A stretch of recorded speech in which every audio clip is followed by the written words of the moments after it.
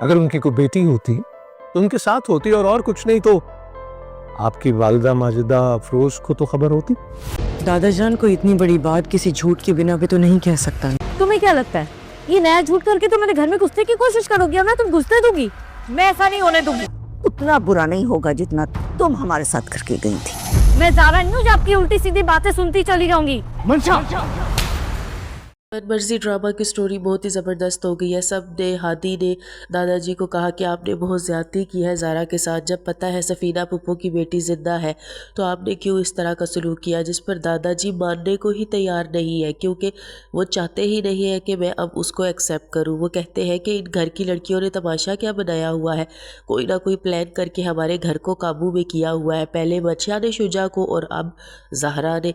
अब ये क्या बात हुई? भला कोई भी आके कह देगा कि मैं इस घर की बेटी हूँ तो मैं मान लूँगा? मैं तो हरगिज़ ये बात नहीं मानूंगा, जबकि वो जानते हैं।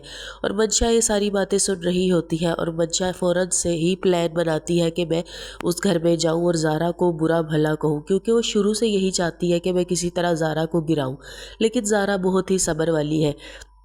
उसकी फुफ्फो अंदर आ जाती है और वो कहती है कि तुम यहाँ से चली जाओ, तुम हमारे साथ जितना बुरा करके गई हो ना, इतना बुरा हमारे साथ कोई नहीं कर सकता, और ज़ारा ने भी कभी नहीं किया। जिस पर वो कहती है मैं ज़ारा नहीं हूँ जो चुप करके आपकी बातें सुनती रहूँ।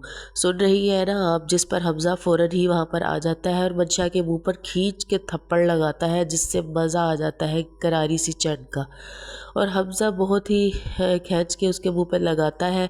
वो सोच रही होती है कि शायद हमज़ा मुझसे मोहब्बत करता है, अब उसका भूत उतर चुका है सारा। ज़ारा ये देखकर हैरान हो जाती है।